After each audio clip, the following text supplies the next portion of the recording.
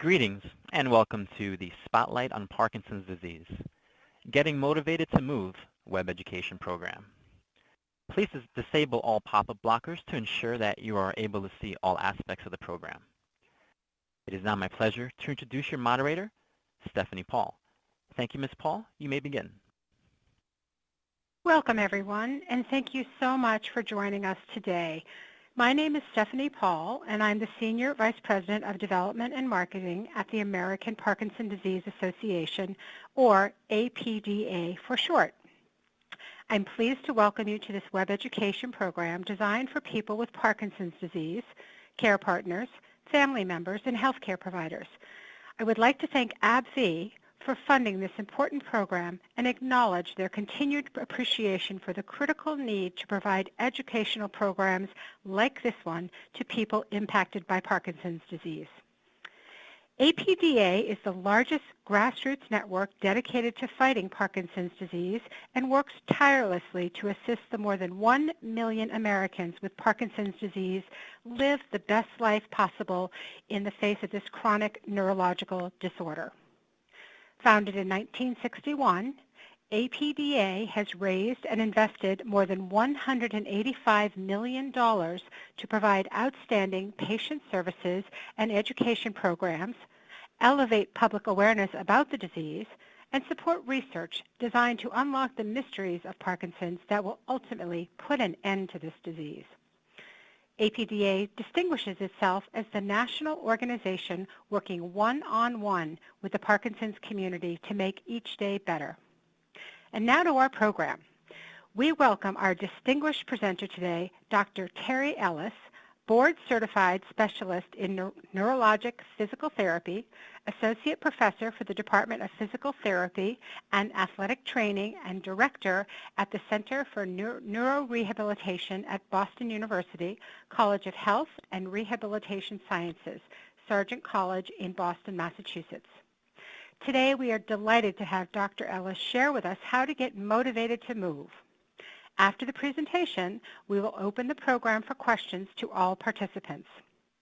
We encourage everyone participating to complete the evaluation after the program because your feedback is instrumental in helping us to plan for future educational offerings, including webinars like this one and other programs. You may view the materials for this program and today's slides by clicking on the respective links located at the bottom in the lower left-hand corner of your screen. And it is now my pleasure to introduce Dr. Ellis. Thank you, Stephanie, and thank you to the APDA for inviting me to be with you today. It's a pleasure, and I hope you enjoy the presentation. So just a little bit of information about financial disclosures there. So, what do we know about exercise and physical activity for people with Parkinson's disease? Well, it turns out the U.S. Department of Health and Human Services just released the latest guidelines for exercise and physical activity for the general population. And those guidelines consist of the following. In general, it's better to move more and sit less. So I think we all know that. And that some physical activity is better than none. So even though I'm going to talk about specifically how much physical activity we would recommend, even if you can't do that much, something is better than nothing. So for substantial health benefits, exercise at least 150 minutes a week. So, and that is related to aerobic exercise. So aerobic exercise are things like brisk walking, maybe walking on a treadmill or just walking outside over ground or on a track. That could consist of cycling, stationary cycling, for example. And so 150 minutes a week breaks down to about a half hour, 5 days a week. So that's how much aerobic exercise is recommended. And then muscle strengthening is recommended about 2 days a week, and then balance exercises 2 days a week. So we're going to talk more about these, but it doesn't mean they all have to be done separately. For example, the exercises that somebody can do for strengthening can also help with balance, so they can be combined.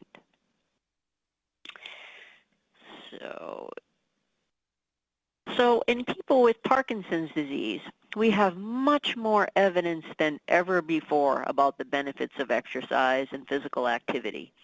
This was a study done looking at over 2,200 people with Parkinson's disease. And people were asked about their exercise routines at baseline or at one point in time. And then they were followed over a year. So some of those people were regular exercisers. They did the 150 minutes a week each week over that year. And then some didn't exercise at all or had very low levels of exercise. And what the results showed is that those people who were regular exercisers, at least 150 minutes a week, they had better quality of life, mobility, physical function, cognition or thinking, and less disease progression 1 year later. So this is just one study of many studies showing the tremendous benefits of exercise, such that exercise is now considered part of the standard treatment or the standard management of Parkinson's disease. So why doesn't everybody do it? Everybody wants to do it. I think people in general, this is for the general population as well, people know they should be exercising. They want to be exercising. People realize the health benefits, but it's hard. Some days are harder than others. And so what gets in the way? Well, things like lack of enjoyment. There are some people that simply don't enjoy exercising. Maybe some of you have experienced the treadmill, for example.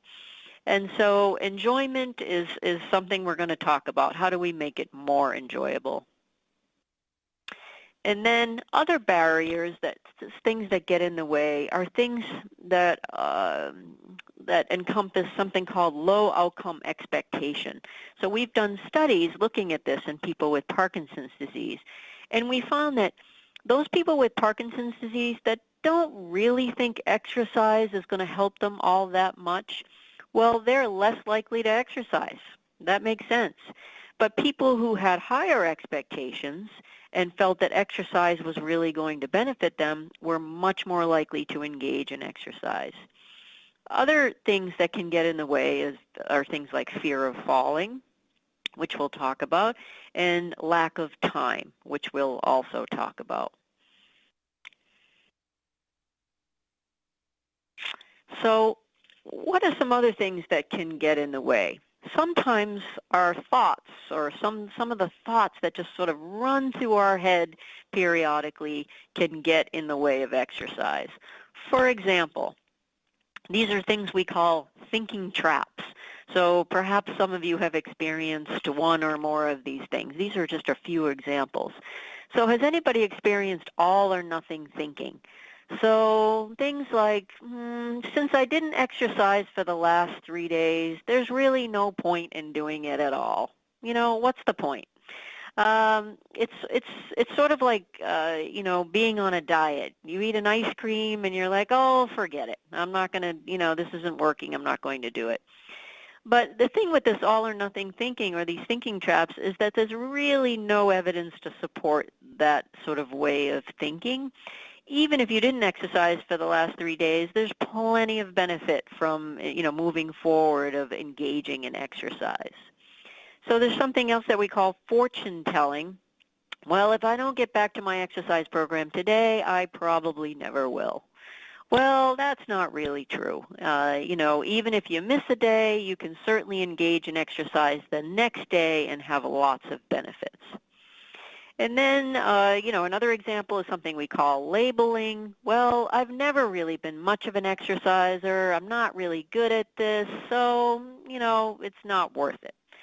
Well, everybody can learn to be an effective and successful exerciser, you know, with a little bit of help. And that's hopefully what we're going to give to you today. Okay, so then what are some of the motivators of exercise? How do we help people get motivated? Well, first of all, it needs to be fun. And the good news is about exercise for people with Parkinson's disease is there's lots of different kinds of exercises that have been shown to be effective in a variety of studies. So for example, aerobic exercise, walking on a treadmill or walking outside or a stationary bike or swimming, these kinds of different things are all beneficial.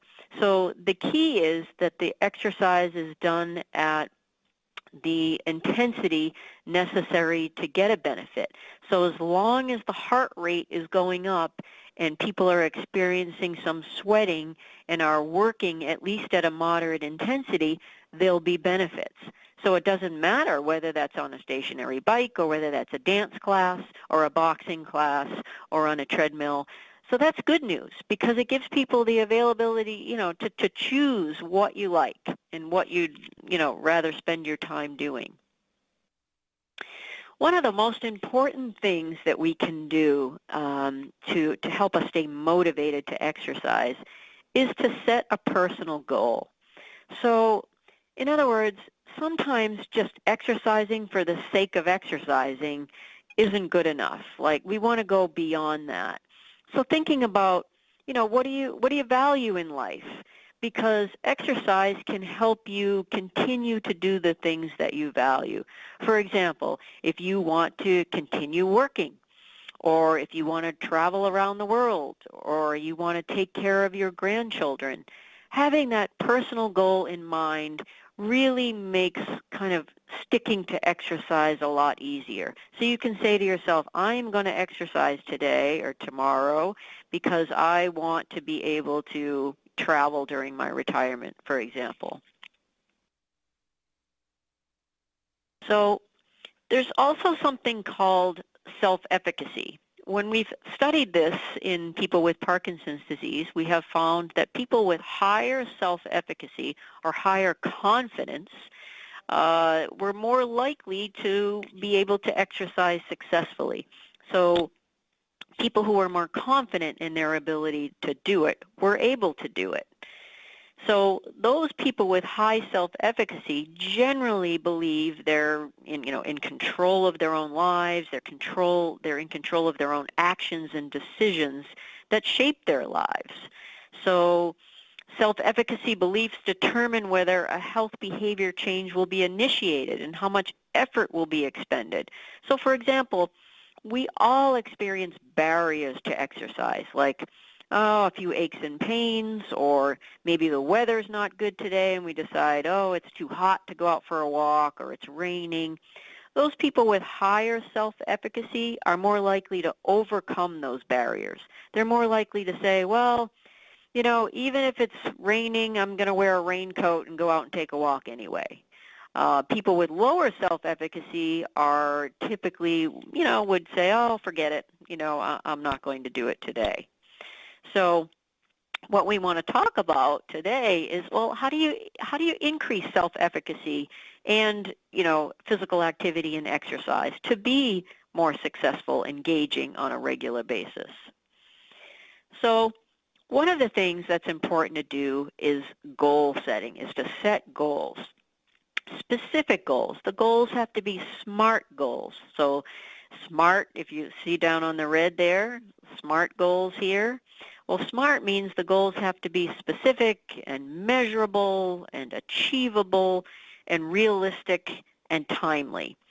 For example, simply saying, well, my goal is I'm going to start exercising, after the summer when it starts to cool down. Or I'm going to start exercising next week when I feel a little bit better. Those are so vague, that they're unlikely to happen or less likely to happen. So setting specific goals like, I'm going to start exercising 3 days a week beginning tomorrow, and and I'm going to do it for the next month so that I'm better able to travel and reach your personal goal, travel or continue working or do the things that are important for you. So once we have some specific goals, we can set an action plan. So rather than saying, oh, I'm going to exercise starting next week, we can be more specific than that, and that helps us stick to it. So who are we going to exercise with? Let's say we're going to take a walk. Are you going to take a walk by yourself, or are you going to take a walk with your spouse or with a neighbor? So let's set that up. You know, what are you going to do? Well, in this case, walk. When are you going to do it? Well, let's see. Maybe Monday mornings at 10 a.m., I'm going to walk with my neighbor. Where are you going to walk? Well, you're going to plan that out. You're going to walk, you know, around the block. You're going to walk 3 times. That's going to be the equivalent of about, whatever, half a mile, and then you've been successful. So being more specific and laying out an action plan, when you do that, you're much more likely to stick to it than simply say, oh, well, I'm going to start next week taking a walk. So the other thing that's really helpful in helping people be successful sticking to exercise and doing it on a regular basis is this mastery, this feeling of mastery. So experiencing success. If you're not exercising now, you don't want to start with 150 minutes a week. It's too big of a jump, and people are unlikely to be successful. And if you're not successful, then you're more likely to quit and stop doing it. So taking small steps and saying, you know, I'm going to, you know, in this case, this gentleman is doing a push-up. Well, he's going to start with, you know, 3 or 4 push-ups. And if he can do that today, then tomorrow maybe he'll add 1 or 2 more.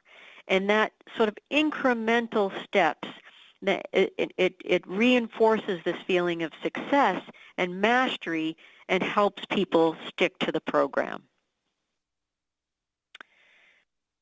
So the other thing that really helps people stick to exercise is social support. So many of you listeners out there may already be participating in some of these programs like Rock Steady Boxing or Tai Chi or a dance class or a cycling class, for example. And these things, you know, when you're with other people who are experiencing similar challenges as you are, that, you know, provides a sense of, you know, camaraderie, and people are working together to overcome similar challenges. And that can be really powerful. It's also, you know, when you have to just, sometimes when you're home and you're trying to exercise on your own, it can be difficult to sort of get up that motivation to start the program and to carry it out independently, whereas the motivation it takes here when you're in a class is just to show up to the class. And once you get there, well, then you just sort of go along with the flow, you know, or doing what everybody else is doing and what the coach or the teacher is demonstrating or recommending, and that sort of makes it easier. That makes it sort of easier to execute. Another thing to think about is many of you in your time in school or earlier in life probably participated in team sports. And I just wanted to say there's something to that. You know, there are studies done showing participating on a team sport can be very intrinsically motivating because you're not really thinking about exercise. You're thinking about winning the game or, you know, scoring a point or whatever it is. And I just want to say it's never too late to be involved in a team sport. You know, maybe, you know, at various local Ys, sometimes they have organized team sports, or maybe you can start, you know, a team sport yourself. But the social interaction and the sort of focus on playing the game makes exercise and physical activity a lot easier. And then some of you may, you know, with the sort of boom in activity trackers, you know, a lot of you may have experience wearing activity trackers on your waist or your wrist, for example. And so we did a study here looking at the accuracy of these activity trackers. And one of the things that we found is for people with Parkinson's disease, the most accurate ones were the kind that you wear on your waist. So, you know, hooked on your belt like you see here in this picture, right here. The ones that are worn on the wrist, which are very popular, it depends. with Parkinson's disease, in people that have tremor or lots of dyskinesia, or people that have a lack of arm swing, no arm swing, the readings on those trackers can be inaccurate. They can either underestimate the amount of steps that have occurred, or they can overestimate. So we found in this study that the most accurate monitors were on the waist, because the movement of the arm then didn't impact the readings on the device. That being said, if you prefer the kind that you wear on your wrist, it's better to wear it on the side of that has the least Parkinson's symptoms. So the side that has the least tremor, or the least dyskinesia, or is swinging more during walking, for example. Because these, the activity trackers can be very beneficial in providing some feedback. So, for example, this is just a little picture of what you see in the Apple Watch. So on the Apple Watch, for example, the inner circle here gives you information about standing, and it's set up so that you stand at least once every hour. And for people with Parkinson's disease, that's a really good thing. Sitting too much, spending too much time in sitting, and not changing positions often enough can reinforce that feeling of stiffness and can make it even harder to move. And so feedback on, how much you've stood in the course of a day can be really helpful. The Apple Watch vibrates a bit, and you can set it to vibrate every hour. So 10 minutes before the hour, it vibrates to say, hey, you haven't stood up this hour, it's time to stand up. So it doesn't have to be an Apple Watch either. There are many other different kinds, devices that do this. And then this green circle here, this green circle is basically how much exercise did you do today. And generally, you can set that to different lengths. Like, for example, if you set it to 30 minutes at each day, then here at the end of the day, the circle will close once you've met that 30-minute goal of exercising. And then on the outside is just a general physical activity. This is sort of how many calories you've burned. That's sort of less important for Parkinson's here. The two on the inside are most important. And then here's just a Fitbit. This is a Fitbit. This is some of the data that you can see. How many steps you've taken, heart rate, how many floors you've climbed, how many active minutes.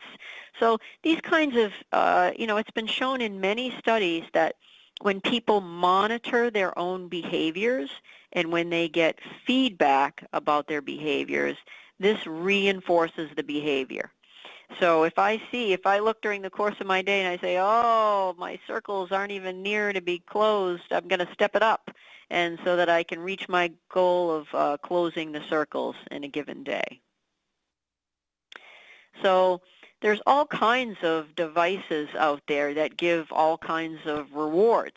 So in this case, you can get, a reward can be a badge or some sort of trophy or fireworks that go off or whatever. If you've reached a certain goal, like, oh, I've walked, 7,000 steps today, or 8,000 or 10,000 or whatever it is that's appropriate for you. And over here, you can even get the bare minimum badge. So you've moved just enough to meet the minimum criteria for movement or exercise in a given day. So everybody gets some kind of reward. And these rewards can reinforce the positive behavior, the behavior that we're trying to encourage. So I just want to distinguish for a minute the difference between extrinsic and intrinsic motivation. So extrinsic are things like these rewards and these badges and those kinds of things that we just talked about. These provide immediate sort of reinforcement of the behavior. It can be very satisfying and pleasurable when you kind of get those rewards, and it can reinforce the behavior in the minute, in the moment. This is often really a really helpful strategy for people that are trying to start exercise or trying to increase their exercise.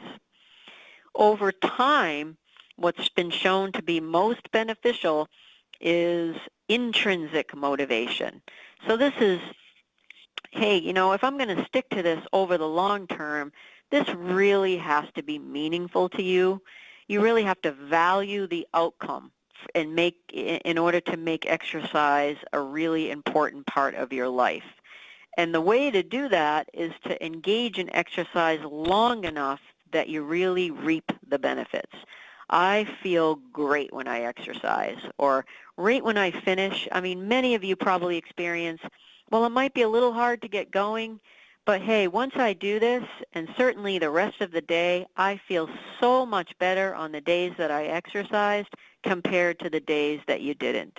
And that reinforcement, that intrinsic reinforcement is what is most important to get people to stick to exercise over the long term.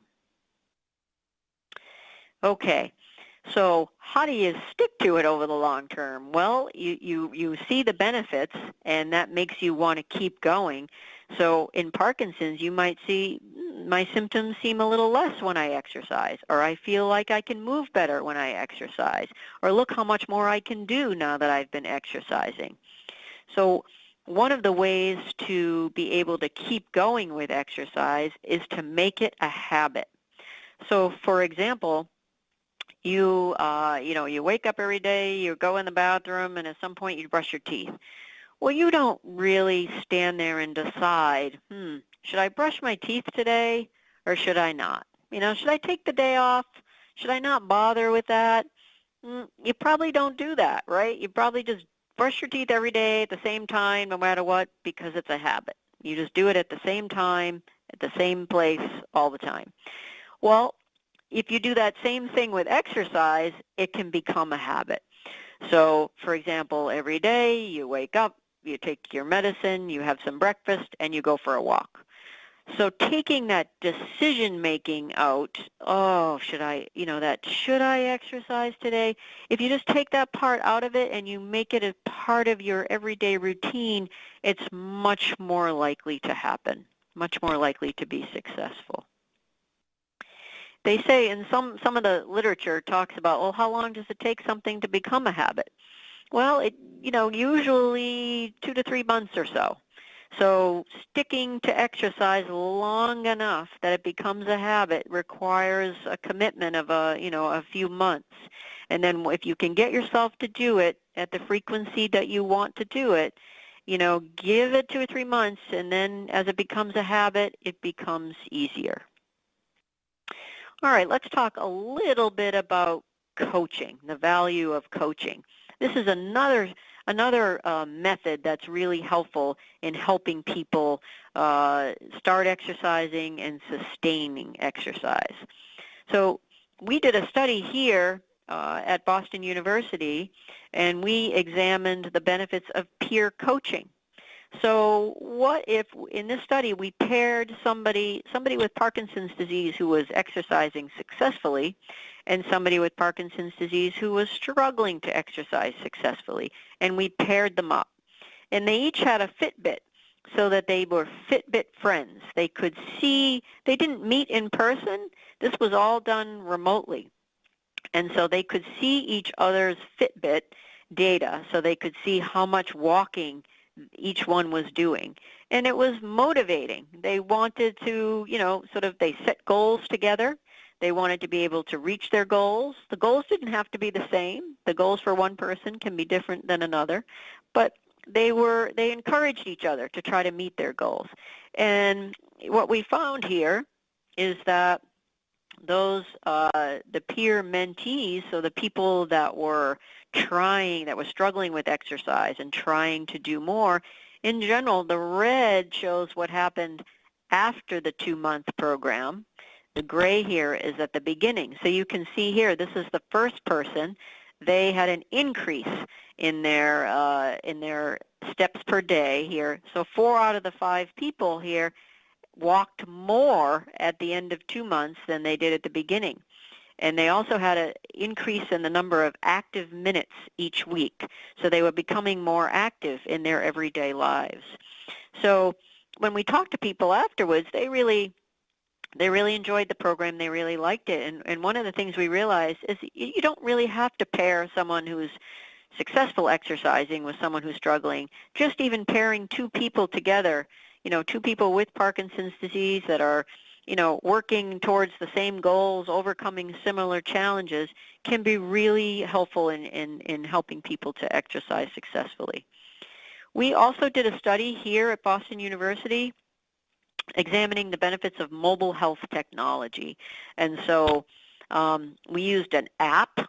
So we taught people with Parkinson's disease how to use this particular application on their phone or their tablet, for example.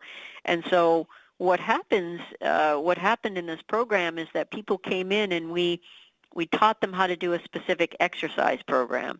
And then when they went home, this is what they saw. They could open the app and hear, and they could hit play. So we videoed the exercise program. And then here are some notes from the physical therapist. And there's an audio overlay. So when the person goes home and plays the exercise, they see themselves exercising, and they hear the instructions from the physical therapist. And then they put some data in here. Okay, I did this exercise this many times, this many repetitions. And then you can see this bar here. They slide this bar. Was the exercise easy, or was it difficult? Was it painless or painful? And then people could type in here any questions that they had for the physical therapist. And so the exercise program, so we had 2 groups.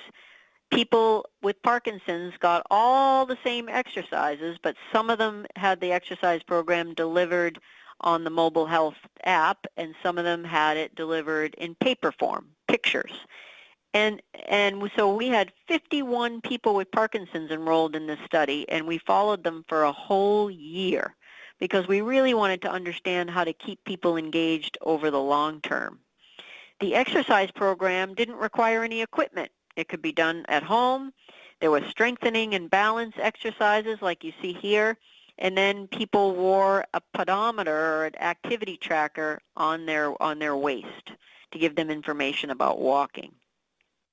And what we found in this study here, you can see, is that the steps per day increased more in the people that were using the mobile health app compared to here the pictures of the exercise.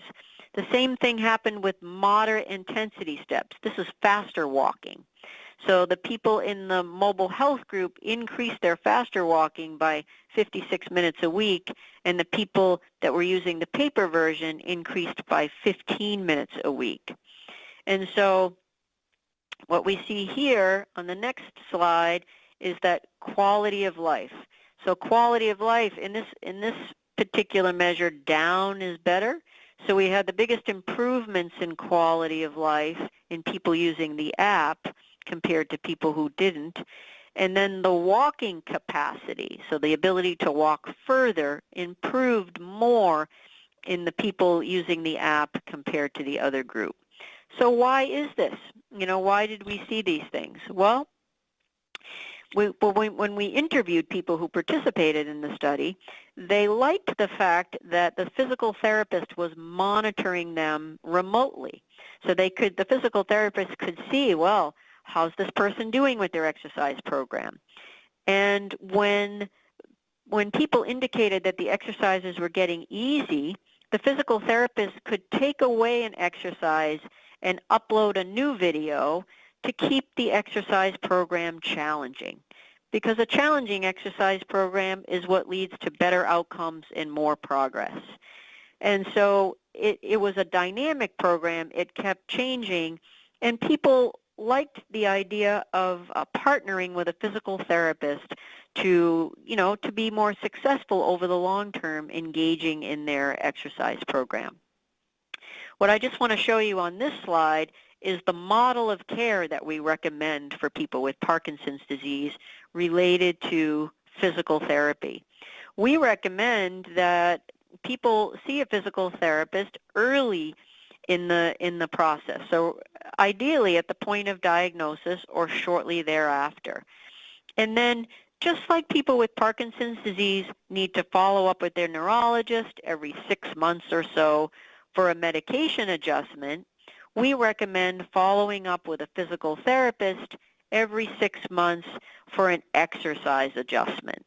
Because just like one pill isn't going to work for the whole time you have Parkinson's disease, one exercise program doesn't work either. The exercise program has to be modified and changed based on the changes that each person is experiencing.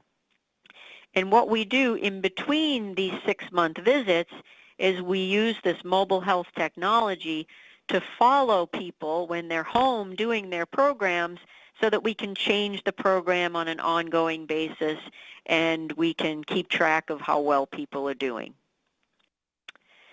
So in summary, what's it all about? How do you keep yourself motivated and engaged in exercise? Well, first, choose something you enjoy. Make it fun. So whatever that is for you, choose the kind of exercise or choose whether you want to do it by yourself or with other people or join a class or do it at home. Whatever works for you. There's no one right way. There's lots of choices. It's important to set goals, to be specific, to set SMART goals. You know, that helps to hold you more accountable. It's going to lead to more success. Action planning. It's important to establish a specific plan. When are you going to exercise? With who? At what time? What kind of exercise? How long is it going to take? Where are you going to go? All of those things make it much more likely that the exercise will happen. And then mastery experiences, to make sure that you experience success. Don't do too much all at once. Take it slow, add a little bit more each day or each week so that you can be successful in your journey towards exercising more. Social support can really help. People just like you achieving success, whether it's social support here or vicarious experiences, seeing someone like you achieve success motivates you to achieve success also. And then things like activity trackers and mobile applications can be really helpful. You can get rewards, you can see progress towards your goals, you can monitor your progress. These things can enhance extrinsic motivation, which is particularly important at the beginning when you're getting going. And then coaching. You know, coaching can be with a physical therapist, coaching can be with somebody at the gym that you're working with, coaching can be from a peer who has Parkinson's disease. Just supporting each other and, you know, heading in the same direction and, you know, providing that encouragement can be very valuable. And then make it a habit. When you start exercising or you're trying to increase or start a new kind of exercise, you want to make it, you want to sort of stick to a routine. And, you know, eventually within 2 to 3 months or so, that becomes a habit, and then that reinforces the behavior and it makes it easier to carry out. So those of you that are looking for an exercise program, we have put together with support from the APDA a booklet called Be Active and Beyond. This is available for free right on the APDA website. You can see below there.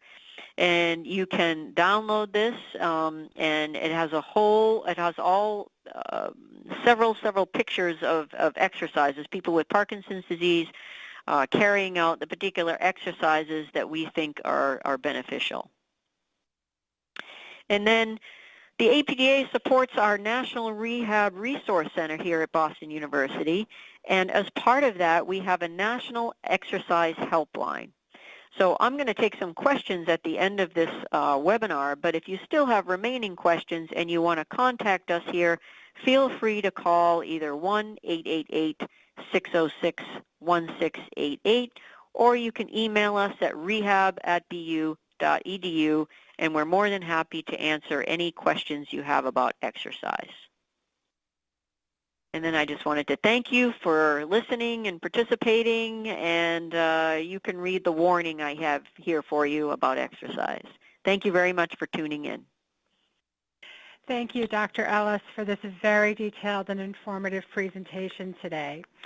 It's now time for the question and answer session. Before the operator gives instructions to queue yourselves for questions, I would like to remind all of you that we have hundreds of people participating today. For everyone to benefit, please keep your questions general in nature, and Dr. Ellis will provide an answer that's general in nature.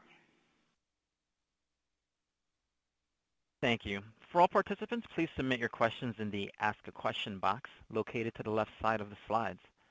One moment, please, while we pull for questions. Thank you. Thank you. Let's get started with the questions.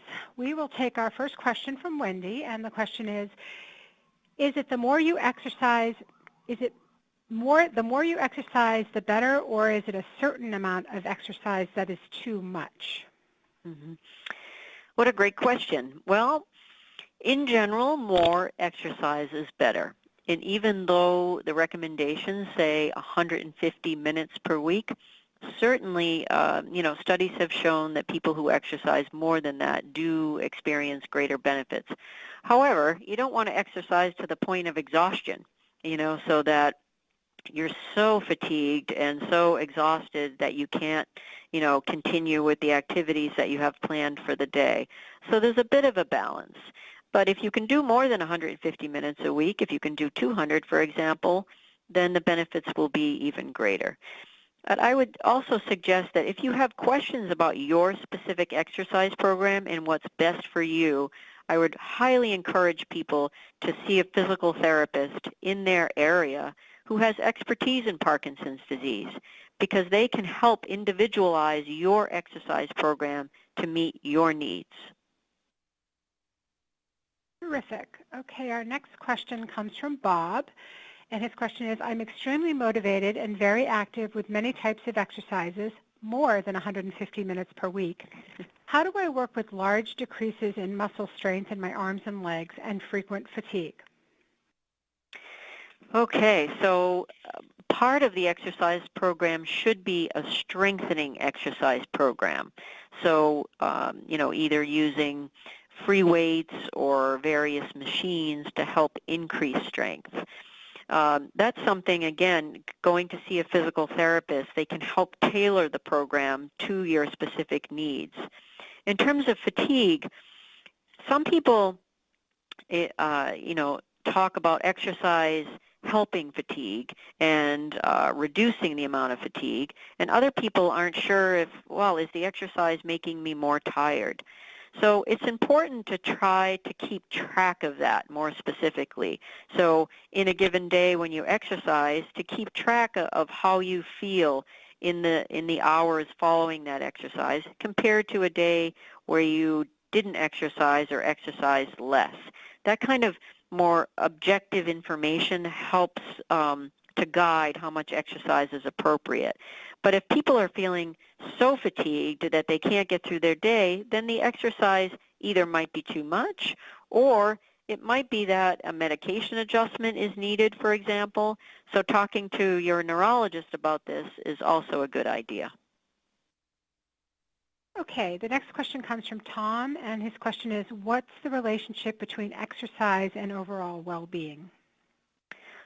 There's such a tight relationship between exercise and overall well-being.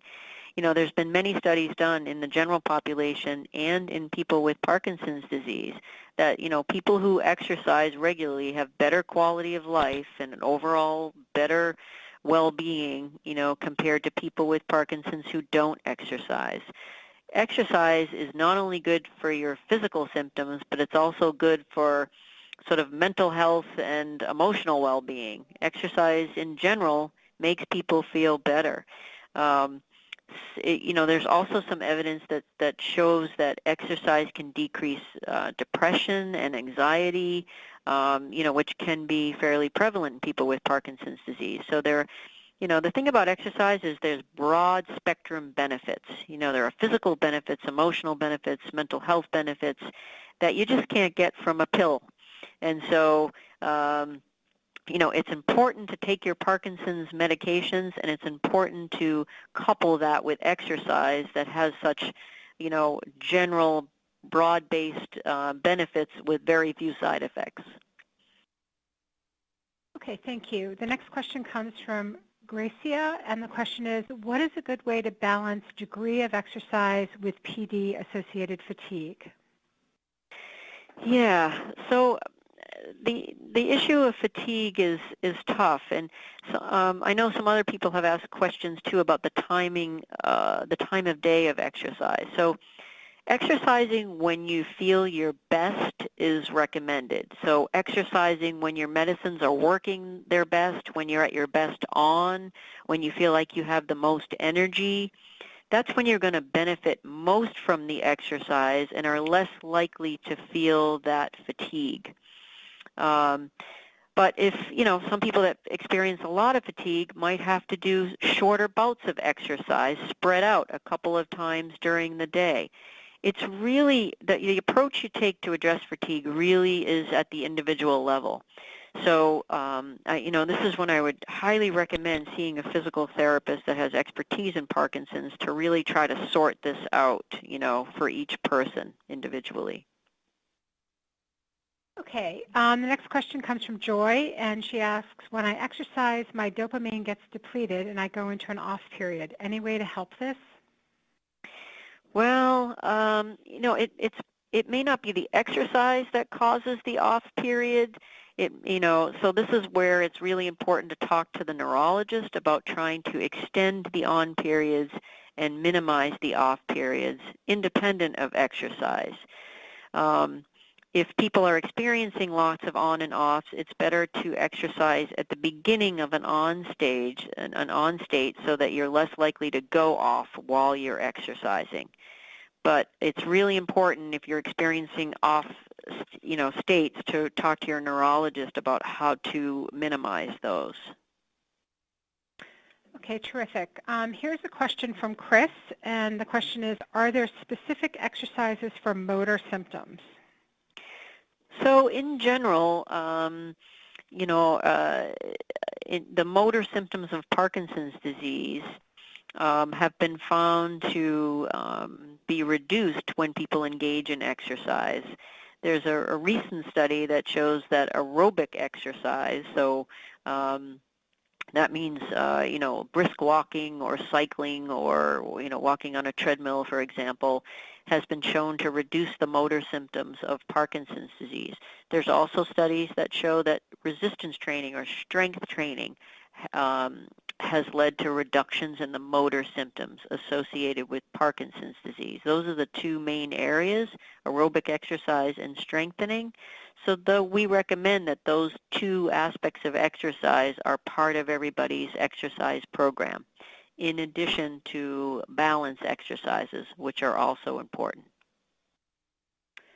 Okay, the next question comes from Mary, and she asks, is the tracking program available to us for use with our therapists?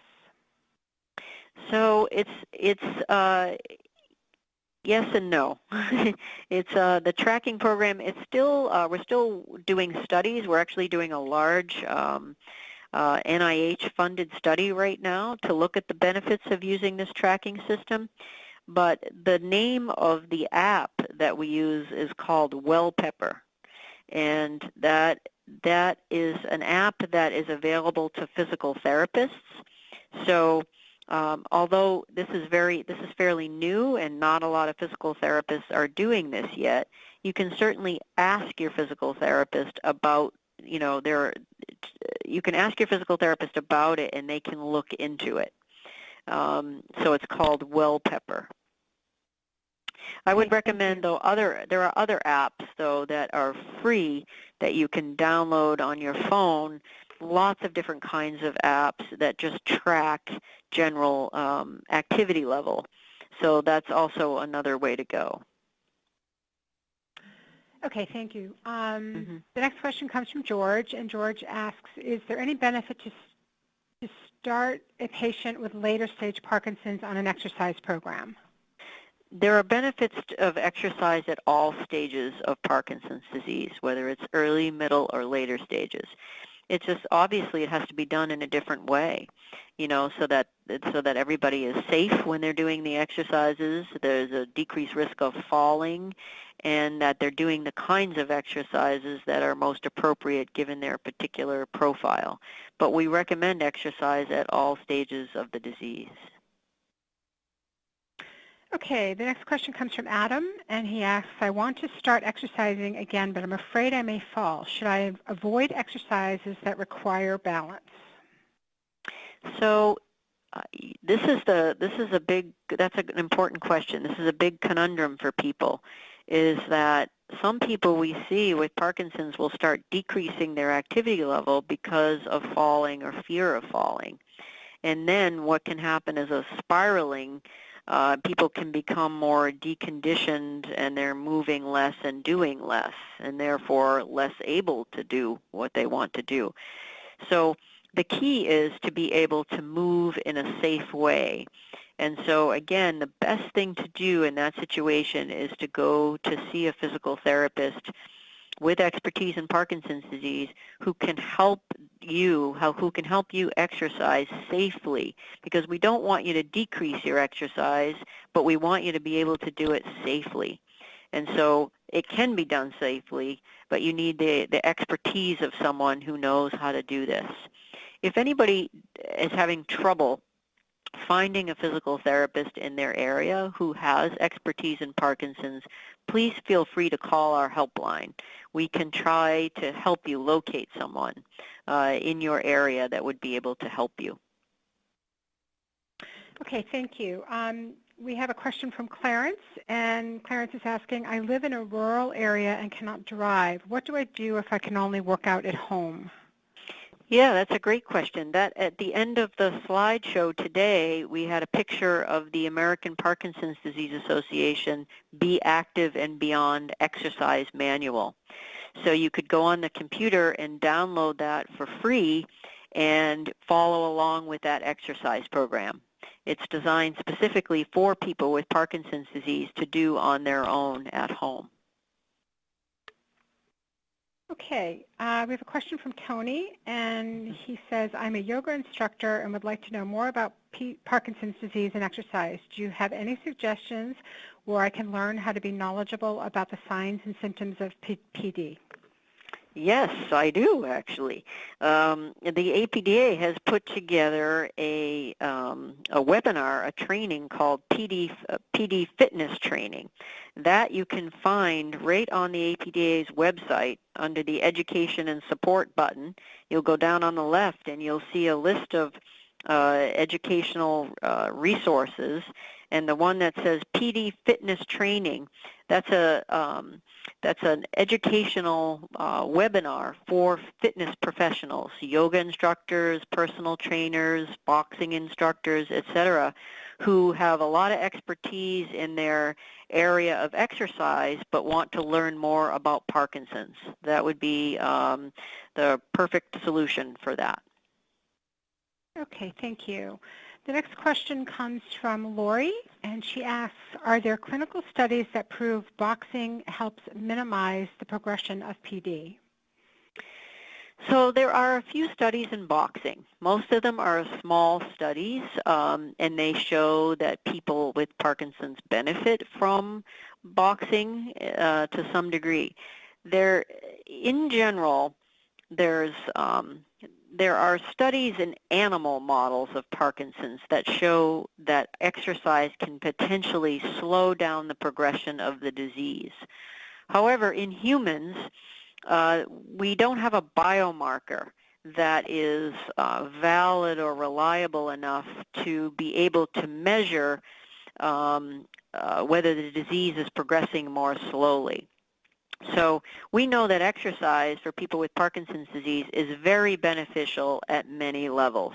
We don't know for certain if it slows down the progression of the disease itself. We do know that it slows down disability, improves function, and improves quality of life. So boxing, although it hasn't been studied in a large rigorous trial, this is where you want to draw from other studies and say, well, what is it about boxing that's so great? It's not really the boxing per se, it's the elements of exercise that it contains. For example, some parts of boxing are aerobic in nature. You know, you're working hard, sweating, getting the heart rate up. Well, that's part of boxing is aerobic exercise. Part of boxing is strength training, hitting the bags, you know, with the gloves can be can be considered strength training. There's some footwork that's done in boxing that might challenge one's balance. So it really depends on what you're doing in the boxing class and how much kind of aerobic strengthening and balance training is being done as part of that boxing program. Okay, we have another question from Sherwood, and the question is, how effective is Pilates for PD? Well, Pilates per se hasn't been studied, so we don't know. Again, when we think about other kinds of exercises, there's not every exercise that exists is going to be studied. So we want to ask ourselves, well, what is it that Pilates or yoga or boxing actually consist of? And, you know, Pilates, the emphasis is on strength. And so, you know, if the Pilates is done in a way that helps people strengthen their muscles, then that portion of that, you know, can be beneficial for those reasons. But, you know, Pilates isn't going to improve, you know, aerobic fitness or balance training necessarily. So it depends on, you know, it's a matter of kind of looking at the exercise program and saying, what does this actually consist of? What are the components that would, you know, that are beneficial for people with Parkinson's disease? Okay, and we have our final question today, which comes from Sheila, and the question is, do certain exercises target non-motor symptoms? Well, yeah. In general, aerobic exercise, so the brisk walking, walking on a treadmill, the cycling, getting your heart rate up, has been shown to improve cognition or thinking. It's been shown to reduce depression and anxiety. It's been shown to improve sleep. Most of the studies are in the general population, but in people with Parkinson's disease, there are several small studies that show improvements in these non-motor symptoms.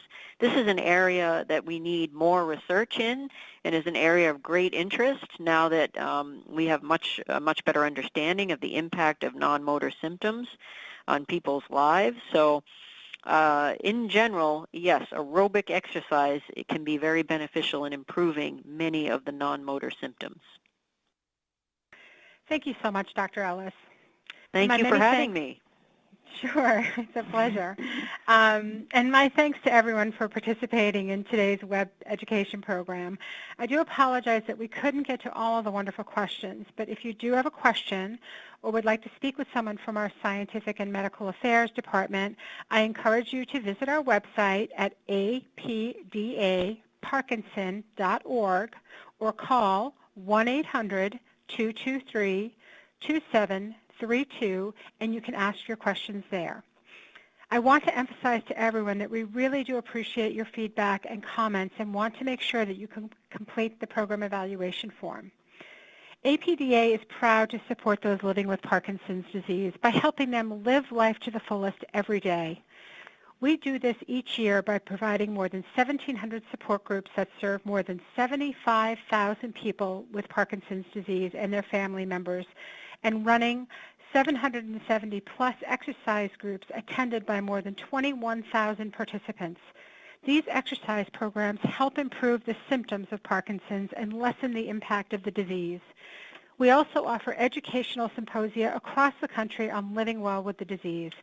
These programs have been attended annually by more than 5,500 people impacted by Parkinson's, and we rely on the support of the entire Parkinson's community to accomplish all of this.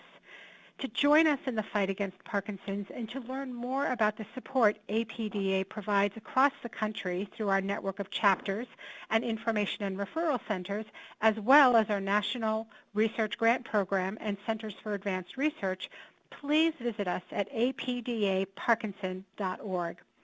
We all agree that being informed about your disease and treatment options is the best way to empower yourself and take control of your care. Have a wonderful day, everyone.